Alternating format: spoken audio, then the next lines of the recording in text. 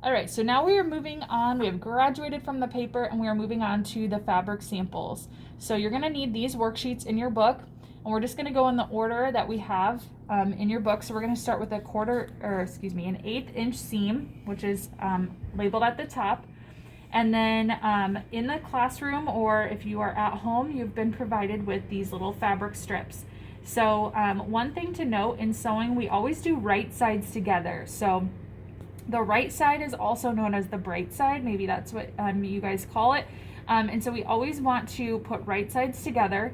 And I want you to practice pinning. So we're gonna line up the edge that we wanna sew, and we're gonna put a couple pins in. So when we pin, we go through the fabric, over and back up. So you can see that. And then for these, I just usually do 2 pins. And that will hold that edge in place, so we really secure that. So it's just really good practice, and then you can keep that handy, so then when you remove your pins, you can put them on here. So for the 1/8 inch seam sample, I want to look, the 1/8 inch is kind of probably one of the harder ones. There's no guide on the edge of the foot. It's obviously less than the edge of the foot. And so the guide is actually on our machine on the bobbin cover. So you can see you've got 1/8 of an inch. It's going to be very close to the edge, 1/8 of an inch. So I'm gonna put my fabric in and then kind of line that up. You do want to start with the needle on the fabric. So if you don't have it up high enough, then it's gonna get jumbled. So kind of look at where you're at the top, where the needle's gonna start, and then make sure you're lined up at the 1/8 of an inch to start.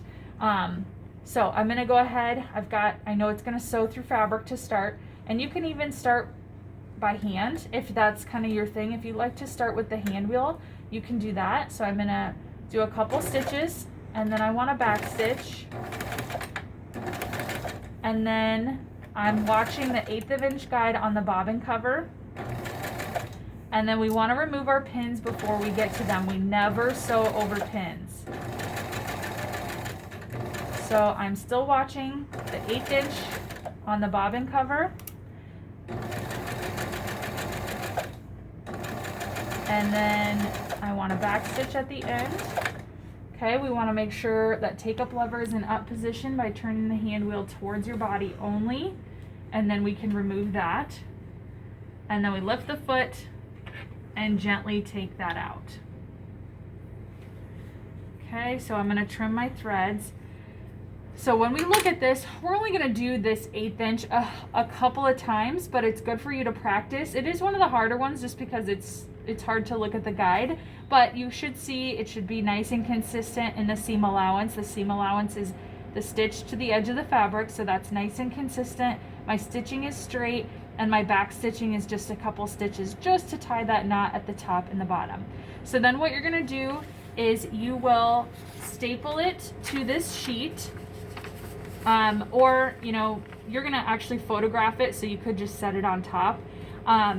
You're gonna put it right in that spot, and then it says, in your own words, summarize the steps to completing this sample. So basically, what did you do to complete this, in case you need to refer back to this page later. So you could talk about the settings that you have, that you backstitch, where you lined up. So just kind of summarize that, and then you'll write that on here, staple that in, and you're gonna photograph this one at a time. If you have the scan app or option on your phone, that actually is going to work best. If you don't have that, make sure it's a very well lit space, just because if I'm not grading the actual fabric, I need to see very clearly your stitches. So make sure it's a thread that I can see. So scan or photograph it, crop it as needed, and then you're going to turn that in on Canvas. If it's something that I can't see to grade it, I may ask for another picture, or if you're in person, I may ask for it to be turned in directly to me.